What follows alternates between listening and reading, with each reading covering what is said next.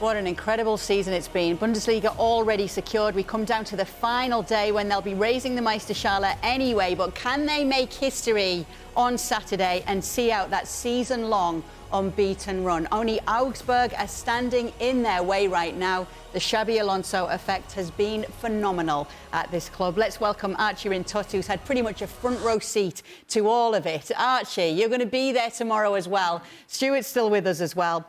Archie, can anything, or should I say Augsburg, stop them going unbeaten this season? I struggle to see it happening.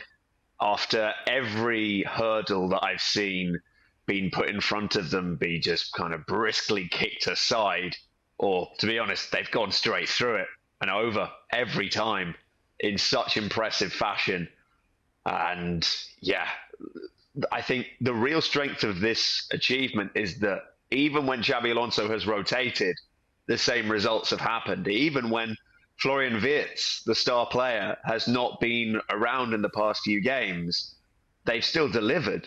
And to do this over the length of a full season, in the Bundesliga at least, it is one of the most impressive achievements, might even be the most impressive achievement of all time, going unbeaten over an entire season and doing that in all three competitions. I think we have to be talking historically in football that it's one of the most impressive things that any team has ever done, because people just don't go unbeaten in this way. Yeah, given obviously we're seeing that and we're hearing what you're saying there, we're seeing this unbeaten run and where it stands in history, in all football history, not just Bundesliga history. Given who they are and their own history, Archie, how can you put into perspective what they've achieved this season under Xabi Alonso? I think that's the cherry on top of the cake, because the main aim for this season was to finish in the Champions League places, not to be sweeping the entire league out of the way in the process. So they are an unfancied club in Germany, but they are a club with good resources, not quite up there with Borussia Dortmund, for example, let alone Bayern Munich. But they have had more money to play with, because other teams, when they don't qualify for the Champions League, would not be able to have that cancelled out for them by the people who are backing them, particularly in Germany. But that said, still, to achieve this with a group of players who I think many thought didn't have these levels within them, and Xabi Alonso has been able to pull that out of them, is staggering. And with each passing week, with each late goal in 90 plus whatever, it just kind of has got more and more unbelievable. If you looked at that list that we had up about other teams, the most recent ones, Juventus, Arsenal and Milan. Now, that Arsenal team was full of superstars, full of they were going head-to-head with Man United. So it had to be a squad full of superstars. The other two are juggernauts, aren't they, of the game? Juventus, Milan. And with all respect, Leverkusen are far from a juggernaut. They're a big club, they're a good club.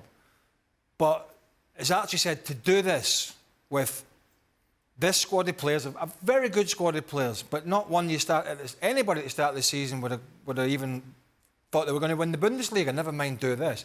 But also, when Arsenal were doing it, and I don't know who the coaches in Italy were at the time, but I'm presuming they were experienced coaches, it's happening with a pretty novice coach. Yeah, one that's stock is very high, but he's a novice. And yet he's able to do it. And also, there's people out there talk about leagues. The Bundesliga is strong. There's a lot of good teams in the Bundesliga. It's not like you can go away to teams that are sitting 8th, 9th, 10th, 12th and 14th and play them and it's going to be a rollover. It's not. So when you put all those things in the melting pot, I think it's and I really hope they do it. I do. I think it's an unbelievable achievement not to win the Bundesliga in the manner they have, and to keep doing this with the lack of experience and with not the strongest squad by far, is just an incredible achievement if they pull it off. It's so hard to do, Stuart, but I'm going to try and ask you. Sorry, Archie? I was just going to say, just one thing I should have mentioned. is that Leverkusen have only won 2 trophies in their history. And one is a DFB Cup, which was won against Hertha's second team in the final in the 90s. And the other was a UEFA Cup against Espanyol. Of course, you remember the not won Champions League final against Real Madrid. But this is a club where everyone was like, they are cursed. They will never win anything.